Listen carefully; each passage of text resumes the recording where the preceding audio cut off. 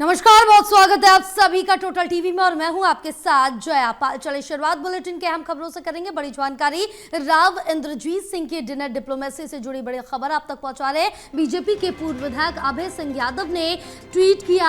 नागल चौधरी की विधायक मंजू चौधरी को लेकर ट्वीट किया है। केवल डिनर में ही नहीं, उनका बीजेपी में भी स्वागत है, अभय यादव ने कहा। इसके साथ ही उन्होंने कहा कि संकोच की कोई बात नहीं, वो सादर आमंत्रित है। चुनाव के समय के गठबंधन का भाईचारा भी बना रहेगा, पार्टी का बंधन भी नहीं रहेगा। तो बड़ी जानकारी आप तक पहुंचा रहे हैं, क्योंकि अब जिस तरह से देखें कि दक्षिणी हरियाणा की अगर बात की जाए तो दक्षिणी हरियाणा में काफ़ी ज़्यादा प्रभाव रखते हैं राव इंद्रजीत सिंह। काफ़ी सीटों पर राव इंद्रजीत सिंह का प्रभाव है और वहाँ पर कुछ लगभग अगर बात करें तो 1 दर्जन से ज़्यादा विधायक मौजूद थे इस डिनर में, जिसके बाद अब लगातार इस मामले को लेकर जो सियासत है वो साफ तौर से देखने को मिल रही है। डिनर डिप्लोमेसी लगातार जारी है और साफ तौर से कहा जा रहा है कि जरूर कोई खिचड़ी पक रही, लेकिन जो विधायक डिनर के लिए पहुंचे थे उनकी तरफ से साफ कहा गया था कि हम सिर्फ भोज पर गए थे, किसी भी तरह का यहाँ पर कोई भी राजनीति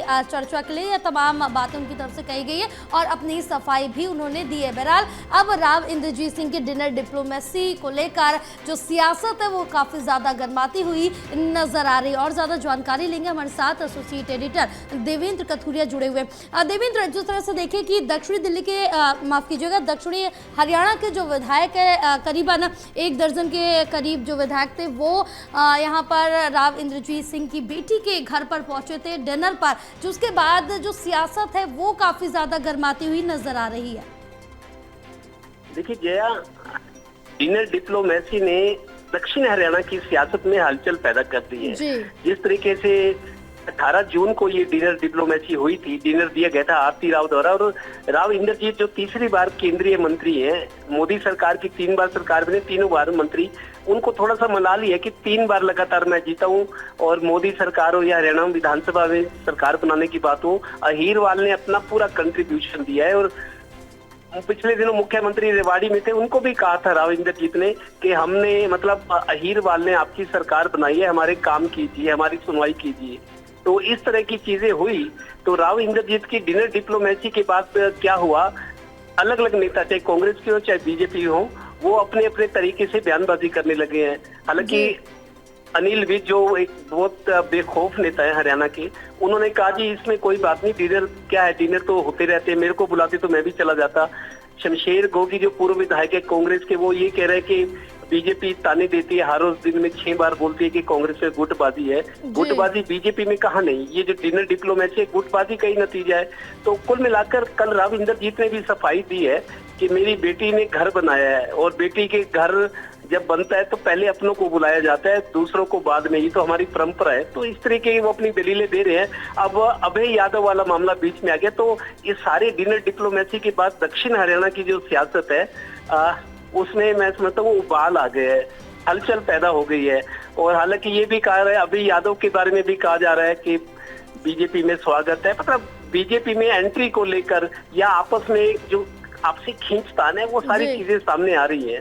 हालांकि ये मामला हाईकमान तक पहुंच चुका है और जिन विधायकों ने, जिन 1 दर्जन विधायकों ने जो राव इंद्रजीत के वफादार है या जिनको राव इंद्रजीत टिकट दिलवाते हैं, उनको जितवाने की जिम्मेदारी भी लेते हैं। राव इंद्रजीत के बारे में ये प्लस पॉइंट है कि वो जिसको टिकट दिलवाते हैं वो अड़ जाते हैं और जीतने वाले को अपने साथ रखते हैं। यही वजह है कि 1 दर्जन विधायक जो है वो उनके साथ है, राव इंद्रजीत के समर्थक माने जाते हैं जो डिनर में शामिल हुए। अब उन्हीं में से जब ये मामला हाईकमान तक, बीजेपी हाईकमान तक पहुंचा, तो 5 विधायक बीजेपी के ये जो गए थे वहां पे, इनमें 5 विधायक मुख्यमंत्री नायब सैनी से मिले हैं।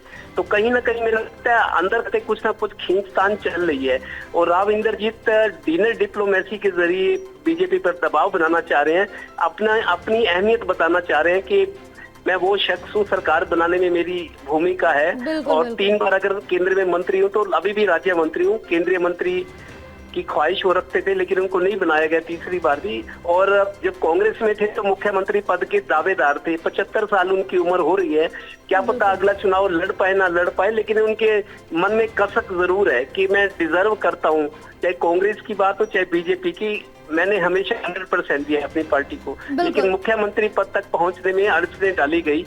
मेरा वो सपना पूरा नहीं हुआ। लिहाजा जिस तरीके का वो दबाव बना रहे हैं हरियाणा की सरकार पर या बीजेपी की केंद्रीय नेतृत्व पर कि मेरी अहमियत को समझा जाए, उस तरह की फीलिंग हो मेरे को, लेकिन हो नहीं रही। तो कुल मिलाकर डिनर डिप्लोमेसी के बाद अब हलचल बढ़ गई है। ऐसा नहीं है कि सरकार को कोई खतरा है, लेकिन सरकार के अंदर से इस तरह की घटनाएं होंगी, इस तरह के आक्षेप लगेंगे, खींचतान नजर आएगी, तो फिर बीजेपी कांग्रेस पर कैसे निशाने साध सकती है। कांग्रेस वाले पलटवार कर रहे हैं कि आप अपना घर देखो, हमारी चिंता मत करो।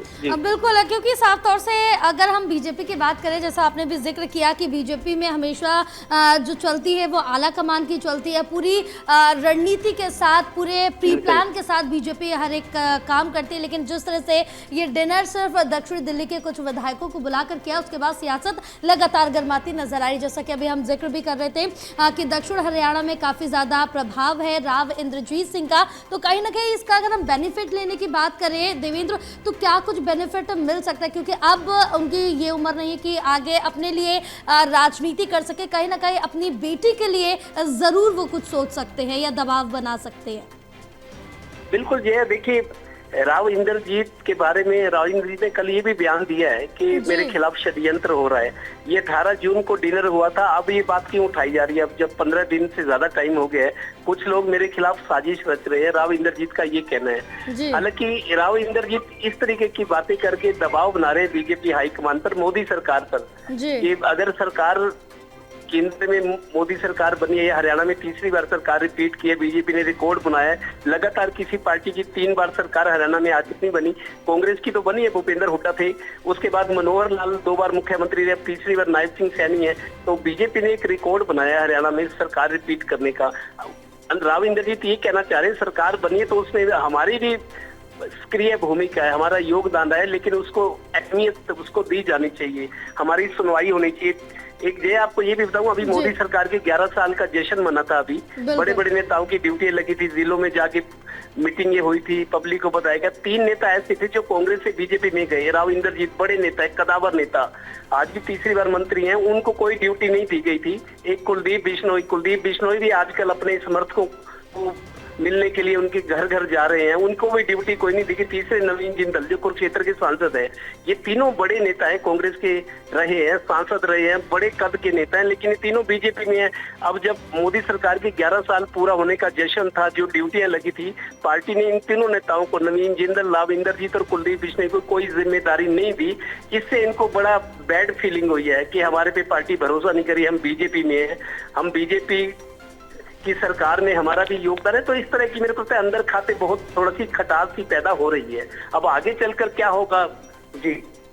बिल्कुल देवेंद्र, क्योंकि जिस तरह से देखिए कि अभी हम जिक्र भी कर रहे थे कि कई बार राव इंद्रजीत सिंह ये कह चुके हैं कि उनके काम को अहमियत नहीं दी गई, और कई बड़े मंचों से उनका ये दर्द भी छलकता हुआ देखा गया, और उन्होंने कहा है कि हम मेरे काम को जो वरीयता मिलनी चाहिए वो नहीं मिली, कई बार ये कहते हुए भी नजर आए। लेकिन अब अपने जो भी कार्य है जो है वो अपनी बेटी किरण राव के माध्यम से वो करते हुए दिखाना चाहते हैं, और जिस तरह से दबाव बनाने की कोशिश कर रहे हैं, क्या मुख्यमंत्री सीएम सैनी को झुका पाएंगे?